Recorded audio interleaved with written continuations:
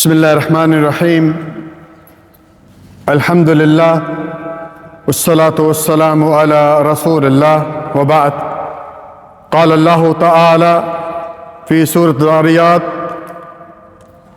وذکر فإن الذکر تنفع المؤمنین کہ آپ نصیحت کرتے رہیں، بے شک نصیحت مومنین کو فائدہ پہنچاتی ہے۔ پیارے بھائیو، ہم جس مہینے میں سانس لے رہے ہیں یہ محرم کا مہینہ ہے، اور بحیثیت مسلمان ہمیں پتہ ہونا چاہیے کہ اس مہینے میں ہم نے کیا کرنا ہے۔ بلکہ کوئی بھی اسلامی مہینہ آتا ہے اس میں بہت سارے کام کرنے والے ہوتے ہیں، ہم نہیں کرتے، بہت سارے کام نہیں کرنے والے ہوتے وہ کر جاتے۔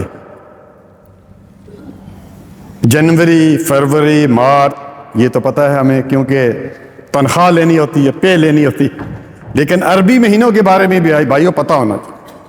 تو محرم کا مہینہ، اس کے فضائل اور مسائل، اور محرم میں کرنے والے کون سے کام ہیں، اور اس میں کچھ گناہ والے کام بھی ہیں جو ہم کر جاتے ہیں نہ جانے، یعنی نہیں پتہ ہونے کی وجہ سے۔ تفصیل کے ساتھ بات کریں گے۔ سورۃ توبہ کی آیت نمبر 36، رب العالمین کا فرمان ہے ان عدت الشہور عند اللہ، مہینوں کی گنتی اللہ تعالیٰ کی کتاب میں 12 ہیں۔ یوم خلق السماوات والارض، جب سے زمین و آسمان جو ہیں وہ بنے ہیں۔ منہا اربعۃ، اس میں 4 حرمت والے مہینے ہیں، 4 حرمت والے مہینے ہیں، لیکن مہینوں کے نام نہیں بتائے۔ نام ہمیں کس نے بتائے؟ رسول اللہ صلی اللہ علیہ وسلم نے۔ اس لیے یاد رکھیے، نبی صلی اللہ علیہ وسلم کی حدیث بھی حجت ہے۔ ذی القعدہ، ذی الحجہ اور محرم، یہ 7 ملتے جلتے مہینے ہیں، اور ایک رجب ہے جو شعبان سے پہلے آتا ہے۔ آگے اللہ رب العالمین نے فرمایا ذالک الدین القیم، یہ درست دین ہے۔ فلا تظلموا فیہن انفسکم، اور ان مہینوں میں اپنی اوپر ظلم نہ کرو۔ ظلم سے مراد ایک تو یہ ہے کہ شرک ہے سب سے بڑا ظلم، اور اس کے بعد کوئی بھی گناہ ہے عام دنوں، عام مہینوں میں بھی نہیں کرنی چاہیے، خاص کر ان مہینوں میں نہیں کرنی چاہیے۔ آگے چلتے ہیں پیارے بھائیوں، اس مہینے کی عظمت اور اہمیت کیوں ہے؟ ایک تو یہ ہے کہ یہ حرمت والے مہینوں میں سے ایک مہینہ ہے، جیسے میں نے آپ کو بتایا پہلے۔ نمبر 2، اس کی اہمیت کہ اسلامی سال کا یہ پہلا مہینہ ہے۔ نمبر 3، اس مہینے کی تیسری فضیلت کے روزوں کے اعتبار سے یہ سب سے افضل مہینہ ہے، جس طرح کہ رسول اللہ صلی اللہ علیہ وسلم نے ہمیں خبر دی۔ مسلم کی حدیث نمبر 1163 ہے، 1163، افضل الصیام بعد رمضان شہر اللہ المحرم، کہ رمضان مبارک کے بعد سب سے افضل روزے اس مہینے کے روزے۔ اس مہینے کی تیسری فضیلت یا چوتھی فضیلت جو ہے وہ یہ ہے کہ اللہ رب العالمین نے اس مہینے کو اپنا مہینہ کہا، شہر اللہ۔ حالانکہ باقی مہینے میں اللہ کے ہیں، لیکن اللہ تعالیٰ نے کو خصوصی بات۔ اسی طرح پیارے بھائی، رسول اللہ صلی اللہ علیہ وسلم جب مکہ سے ہجرت کر کے مدینہ پہنچے، سیدنا عبداللہ بن عباس رضی اللہ عنہ اس حدیث کے راوی، صحیح مسلم کی حدیث نمبر 1130 ہے، دیکھا کہ یہود روزہ رکھتے ہیں، تو آپ صلی اللہ علیہ وسلم نے ان سے پوچھا کہ ما ھذا اليوم تصومون، کہ یہ تم روزہ کیوں رکھتے ہو، کیا وجہ ہے؟ تو انہوں نے کہا کہ ھذا یوم عظیم، یہ بڑے ہی عظیم دن ہے، خوشی کا دن۔ کیوں؟ اس لیے کہ اس دن موسیٰ علیہ السلام کو فرعون سے نجات ملی تھی، اور فرعون جو ہے اور اس کی قوم جو ہے غرق ہوئی تھی، تو موسیٰ علیہ السلام نے شکر کے طور پر ایک روزہ رکھا تھا۔ ہم بھی وہ جو ہے وہ ایک روزہ رکھتے ہیں۔ تو نبی صلی اللہ علیہ وسلم نے فرمایا کہ موسیٰ علیہ السلام کے ساتھ تو میرا زیادہ تعلق، وہ بھی نبی، میں بھی نبی۔ فصام، اور آپ صلی اللہ علیہ وسلم نے فصام رسول اللہ صلی اللہ علیہ وسلم وامر بالصیام، آپ صلی اللہ علیہ وسلم نے یہ روزہ رکھا بھی اور روزہ رکھنے کا حکم بھی دیا۔ اور پیارے بھائی، ایک بات یاد رکھیے، یہ روزہ آپ صلی اللہ علیہ وسلم پر فرض تھا۔ اس وقت رمضان کے روزے نازل نہیں ہوئے تھے، یہ روزہ آپ صلی اللہ علیہ وسلم پر فرض تھا۔ جب رمضان مبارک کے روزے نازل ہو گئے اللہ تعالیٰ کی طرف سے، پھر یہ روزہ نفر روزہ قرار پایا، لیکن سب سے افضل روزہ قرار پایا۔ آگے چلتے ہیں، روزے کا اجر کتنے ہیں؟ سیدنا قتادہ رضی اللہ تعالیٰ عنہ اس حدیث کے راوی ہیں، مسلم کی حدیث نمبر 1162 ہے۔ رسول اللہ صلی اللہ علیہ وسلم سے اس روزے کے اجر کے بارے میں پوچھا گیا، فرمایا یکفر سنۃ ماضیہ، 1 سال کے گناہ معاف ہو جاتے ہیں۔ پیارے بھائیو دیکھیے کتنا اللہ رب العالمین موسیٰ دھار بارش ہے بھائی، ایک روزہ بھی نہ رکھے آدمی یا 2 روزے نہ رکھے، کتنی بدقسمتی کی بات۔ اسی طرح آپ صلی اللہ علیہ وسلم نے آگے ایک دفعہ ایک موقع پر فرما دیا، صحیح مسلم کی حدیث نمبر 1134 ہے، لئن بقیت الی قابل لاصومن تاسع، کہ اگر میں اگلے سال زندہ رہا تو میں اس 10ویں کے ساتھ 9ویں کا بھی روزہ رکھیں، 9ویں 9ویں اور 10ویں کا روزہ رکھوں گا تاکہ یہودیوں کے ساتھ مخالفت ہو جائے۔ لیکن رب العالمین کی یعنی تقدیر میں ان کے لیے ہی لکھا تھا آپ صلی اللہ علیہ وسلم کے کہ آپ صلی اللہ علیہ وسلم اگلے محرم آنے سے پہلے اس دنیا سے رخصت ہو گئے۔ اسی طرح پیارے بھائی شہادت حسین، اس کا غم کس کو نہیں ہے، بہت بڑا ثانیہ ہے، مظلومانہ شہادت۔ اور پھر اللہ تعالیٰ نے سورۃ البقرہ کی آیت نمبر 154 میں کیا فرمایا، وَلَا تَقُولُوا لِمَن يُقْتَلُ فِي سَبِيلِ اللَّهِ أَمْوَاتٌ بَلْ أَحْيَاءٌ وَلَكِن لَا تَشْعُرُونَ، جو اللہ تعالیٰ کے راہ میں مارے جائیں انہیں مردہ مت کہو، وہ تو زندہ ہیں، لیکن تمہیں ان کا شعور نہیں، تم نہیں جانتے ان کی زندگی کس طرح، دنیا کی طرح زندگی نہیں ہے۔ یہ بھی یاد رکھے بھائی، اگر دنیا کی طرح بہت رکھے دے شہادت ان کے جا کے قبر میں کچھ مانگتے ہیں، یہ کرتے ہیں وہ پڑھتے ہیں، یہ چادریں چڑھاتے ہیں، سلوٹ کرتے ہیں، یہ سب ناجائز ہے، کام صحیح نہیں ہے بھائی۔ ان کی زندگی کیسی، عالم برزخ کی زندگی، ہمیں نہیں معلوم ان کی زندگی کیسی۔ اسی طرح پیارے بھائیو آگے چلتے ہیں، یہ مار دھاڑ یہ تمام چیزیں ان کا اسلام میں کیا ہے، سنیے پیارے بھائیو، بخاری کی حدیث نمبر 1257 ہے، رسول اللہ صلی اللہ علیہ وسلم نے ہمیں خبر دی کہ لیس منا من ضرب الخدود وشق الجیوب ودعا بدعوۃ الجاہلیہ، کہ وہ شخص ہم میں سے نہیں ہے جو اپنے منہ پر تماچے مارے، اپنے گریباں پھاڑے یا زمانے جہلیت کی طرح کچھ بول بولے۔ یہ نہا بہت بڑا جرم ہے۔ ہمارے اہل سنت الجماعت میں بھی بہت سارے یہ کام ہوتے ہیں، خاص قسم کی عورتیں انہوں نے رکھی ہوئی ہیں جو آ کر اتنا روتی ہیں، دوسری عورتوں کو رلاتی ہیں۔ اب تھوڑا کم ہو گیا لیکن پھر بھی ہے، کسی کے مرنے پر آنسو بہانا جائز ہے، جس طرح آپ صلی اللہ علیہ وسلم کے بیٹے ان کے ہاتھ میں فوت ہوئے، آنسو بہا رہے تھے، لیکن اونچا اونچا رونا اور کچھ بولنا، میرا بیٹا کل تو میرے پاس تھا، یا اللہ کیوں میرا بیٹا لے لیا، اس طرح کے یہ تمام حرام ہے۔ آگے چلتے ہیں پیارے بھائیو، اس مہینے میں صحابہ کرام پر تبرہ اور طعن و تشنیع، اس کے بارے میں نبی صلی اللہ علیہ وسلم نے ہمیں خبر دی، سلسلۃ احادیث صحیح 2340، من سب اصحابی، جس نے میرے صحابی کو گالے دی، فعلیہ لعنت اللہ والملائکۃ والناس اجمعین، اس پر اللہ تعالیٰ کی لعنت نمبر 1، تمام فرشتوں کی لعنت نمبر 2، پوری دنیا کی لوگوں کی لعنت نمبر 3۔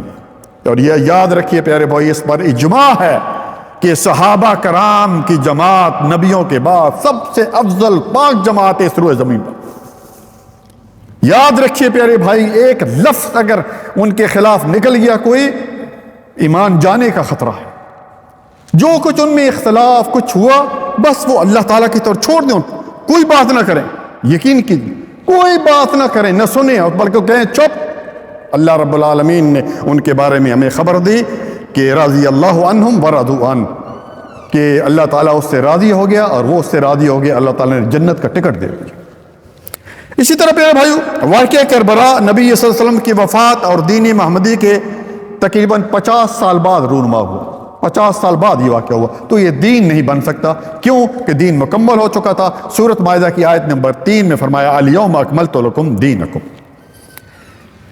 تعزیت کتنی ہے، کسی کوئی فوت ہو جائے، یہ نہیں کہ کوئی بڑا فوت ہو جائے، اولیاء اللہ فوت ہو جائے، پیر فقیر فوت ہو جائے، نبی فوت ہو جائے، اس کی زیادہ ہے، اور عام بندہ فوت ہو جائے تو اس کی کم ہے، نہیں، 3 دن تعزیت ہے، یاد رکھیے۔ اور میں معذرت کے ساتھ، آپ لوگ سب لوگ یہاں پہ بیٹھے ہیں، اپنے گھر پہ محنت کیجئے، ان کو بتائیے کہ ہمارے جانے کے بعد یہ تیجا شریف، 10واں شریف، 7واں شریف، کل شریف، جمعرات شریف، چہلم شریف 40واں اور برسی شریف نہ منائیے، ورنہ مجھے قبر میں عذاب ہوگا۔ اور واقعہ ہوتا ہے، اس کو کہا جاتا ہے کہ پیچھے کیا چھوڑا ہے تم اولاد، تمہاری اولاد جو ہے یہ بدعات کر رہی ہے، 3 دن تعزیت ہے، اللہ اس عورت پر جس کا خامن فوت ہو جائے اس کی وہ عدت میں رہے گی 4 مہینے اور 10 دن۔ پیارے بھائی یہ کون سا سوگ ہے، یہ کون سی تعزیت ہے کہ آج 1300 سال سے زیادہ عرصہ گزر گیا، یہ ختم ہی نہیں ہو رہی۔ اگر یہ سوگ منانا جائز ہوتا تو پیارے بھائیو سید الشہداء حضرت حمزہ تمام شہیدوں کے سردار ہیں، ان کا سوگ منایا جاتا۔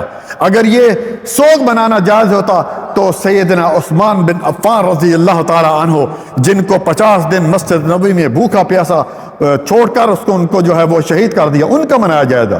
اگر یہ سوگ منانا جائز ہوتا تو سیدنا عمر رضی اللہ تعالی عنہ کو بھی شہید کیے گئے، پہلی محرم کو، جن کے بارے میں نبی صلی اللہ علیہ وسلم نے ہمیں خبر دی، لو کان بعدی نبی لکان عمر، میرے بعد اگر نبی آنا ہوتا تو عمر تھے۔ کتنی بڑی بشارت ہے بھائیو، اگر سوگ منانا جائز ہوتا تو ان کا منانا جائز تھا، لیکن ہمارے اسلام میں سوگ صرف 3 دن ہے پیارے بھائی۔ آگے چلتے ہیں پیارے بھائی، محرم چونکہ حرمت کے مہینوں میں سے ایک مہینہ ہے تو ان میں بہت سارے کام جو ہے خلاف شریعت کیے جاتے ہیں، جیسے کہ کالے کپڑے پہننا۔ بہت سارے میں نے دیکھا، اگلے دن کوئی جنازہ تھا وہاں بھی میں دیکھا لڑکوں نے کالے کپڑے پہنے جی، جائز۔ پہلی بات یہ ہے کہ کالا کپڑا پہن سکتے ہیں بھائی، یہ بات یاد رکھیں، کالا کپڑا پہنا ممنوع نہیں ہے، منع نہیں، لیکن کم از کم اس مہینے میں تو نہ پہنے نا، تاکہ پتہ تو چلے کہ وہ کتنی ہے اور ہم کتنی، ان کی تعداد میں ہم اضافہ کر رہے ہیں۔ اور پھر جناب علی وہ جو چینلز ہیں ہمارے دیکھ لیے، جو ہے کہ پتہ نہیں کیا کیا چینل ہیں، آپ کو پتہ ہے کوئی فوت ہو جائے یہاں پہ کالی پٹی باندھ لے، جائز نہیں ہے بھائی۔ اور یہ بھی یاد رکھیے کہ آپ صلی اللہ علیہ وسلم نے جو رنگ پسند کیا ہے وہ ہے سفید، سفید رنگ آپ صلی اللہ علیہ وسلم نے سب سے زیادہ پسند کیا۔ نمبر 2 آگے چلتے ہیں کہ نوحہ اور ماتم کرنا یا ان کے ساتھ تعاون کرنا۔ نوحہ میں نے آپ کو بتایا ہمارے ان سے اہل سنت عورتیں بھی کرتی ہیں، ایسے بال کر کے کوئی فوت ہو جائے، یہ حرام ہے، بہت بڑا گناہ ہے پیارے بھائیو۔ اور اس میں شرکت کرنا، بہت سارے لوگ دیکھنے چلے جاتے ہیں، وَتَعَاوَنُوا عَلَى الْبِرِّ وَالتَّقْوَىٰ وَلَا تَعَاوَنُوا عَلَى الْإِثْمِ وَالْعُدْوَانِ، قرآن کریم کی آیت ہے، نیکی کے کاموں میں تعاون کرو، برائی کے کاموں میں، گناہ میں تعاون مت کرو۔ اگر آپ دیکھنے بھی جائیں گے اور آگے یہ جو آج فارورڈ ہو رہا ہے اس پر بھی، واٹس ایپ پہ بھی، یہ بھی ایک گناہ والا کام کر رہے ہیں، بچے پیارے بھائیو۔ نمبر 3 عورتوں کا زیور اتار دینا، بہت سارے عورتیں زیور اتار دیتی ہیں، نہیں بس محرم آ گیا۔ نمبر 4 یا نمبر 5 ماتمی جلوس نکالنا، جائز نہیں۔ نمبر 6 زنجیروں اور چھروں سے خود کو زخمی کرنا۔ اللہ رب العالمین تو کہہ رہا ہے، کیا فرما رہے ہیں کہ فَلَا تَظْلِمُوا فِيهِنَّ أَنفُسَكُمْ، ان مہینوں میں اپنے اوپر ظلم مت کرو۔ اسی طرح نمبر 7 9 اور 10 محرم کو خصوصی طور پر قبرستان جانا، یہ ہم جا رہے ہیں جناب، ٹولی کی ٹولیاں جا رہے ہیں جناب عالی، اوپر جو ہے وہ کھجوروں کے پتے لے کر، پانی لے کر، دالیں لے کر قبروں پر ڈالتے ہیں۔ اور اللہ معاف کرے، میں نے خود بھی کیا، سچی بات یہ ہے، جب میں چھوٹا سا تھا بڑے والے لے جاتے تھے، ہم بھی ساتھ جاتے تھے، کھجوروں کے پتے لیے اور جناب قبر پر رکھا اور اوپر پتھر رکھا اور پتنی فاتحہ شریف پڑھا، اللہ معافی دے دے، نہیں پتا تھا بھائی، پتہ چل گیا، آپ کو ہی پتہ چل گیا، چھوڑ دے۔ یاد رکھیں ایک بات کہ کوئی بھی دن مقرر کرنا، مہینہ مقرر کرنا، وقت مقرر کرنا، یہ شریعت بنانا ہے، اور شریعت بنانا کس کا کام ہے؟ کس کا کام بھائی؟ اللہ رب العالمین کا۔ تو آپ جائیں، قبرستان جانا جائز ہے، جا سکتے ہیں، لیکن خصوصی ایک دن کو مقرر نہ کرنے کہ عید والے دن ہی جانا ہے یا محرم میں جانا ہے۔ اسی طرح پیارے بھائیو پانی کی سبیلیں لگانا دن، شرم کی بات ہے، جس کا کلمہ پڑھا ہے بھائی پیارے بھائی اس کی تو کم از کم بات مانیں۔ کیا جواب دیں گے نبی صلی اللہ علیہ وسلم کو کہ ہم حوض کوثر پر آپ کو منہ لگائیں گے؟ وہ آپ صلی اللہ علیہ وسلم تو یہ حکم دے رہے ہیں کہ 9 اور 10 کو روزہ رکھو، افطاریاں کرو لوگوں کو، اس مسجد میں بھی افطاری ہوگی انشاءاللہ پیارے بھائی، افطاری کرو، بہت بڑا اجر ہے۔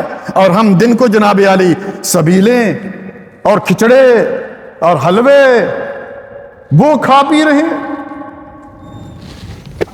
اللہ اکبر۔ پیارے بھائیو بس آخری بات میری، تمام جہاں تک میری بات پہنچ رہی ہے، اہل سنت والجماعت ان کے مساجد کے جو ائمہ ہیں اور امام ہیں اور خطبہ ہے، ان سے میری یہی گزارش ہے کہ لوگوں کو ان روزوں کی طرف رغبت دلائیں، یہ روزوں کا کتنا بڑا اجر ہے، افطاریاں کرائیں۔ یہاں پر بھی آپ جو بیٹھے ہوئے ہیں جناب، میں خود ہر مہینے، اس مہینے میں یعنی یہ ہے یا عرفہ کے روزہ افطاری وہاں بیچتا ہوں، لوگ افطاریاں کرتے ہیں پیارے بھائی، اور بہت بہت بڑا جو ہے وہ اجر ہے۔ خلاصہ حاصل پیارے بھائیو یہ ہے کہ اس مہینے ماہ محرم میں جو ہے جو کرنے والے کام یہ ہیں کہ روزے رکھیں، جتنے زیادہ روزے رکھ سکتے ہیں رکھیں، خاص کر اگر پورا مہینہ نہیں تو پیر اور جمعرات کا رکھیں۔ تو عرض الاعمال یوم الاثنین والخمیس، آپ صلی اللہ علیہ وسلم نے فرمایا اللہ کے پاس پیر اور جمعرات کو اعمال پیش ہوتے ہیں، اور میں چاہتا ہوں جب میرا عمل پیش ہو میں روزے سے ہوں۔ اسی طرح ایام بیس 13، 14 اور 15 جو عربی مہینے کی، اس دن رکھیں، 3 روزے رکھیں گے ہر مہینے، پورا زندگی روزے رکھنے کا ثواب ہے۔ اسی طرح آپ صلی اللہ علیہ وسلم نے روزے کا اجر کیا بتایا، پہلے بھی کئی دفعہ بتا چکا ہوں کہ آپ صلی اللہ علیہ وسلم نے فرمایا، ابو سعید خدری رضی اللہ تعالیٰ اس حدیث کے راوی ہیں، من صام یوما فی سبیل اللہ بعد اللہ وجہ عن النار 70 خریفہ، بخاری و مسلم کی روایت ہے کہ جو شخص ایک روزہ نفل روزہ رکھتا ہے اللہ تعالیٰ اس کو جہنم سے 70 سال کی مسافت کے برابر دور کر دیتے۔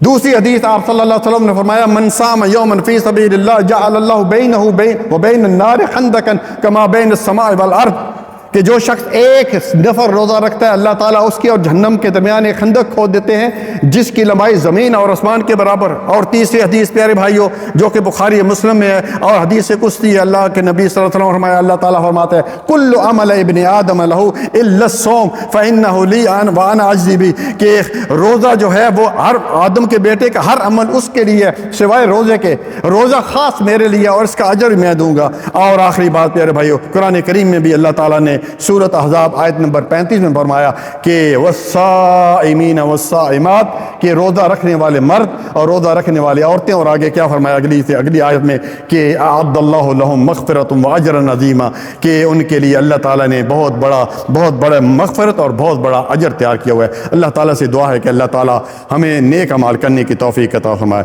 جزاکم اللہ خیرا۔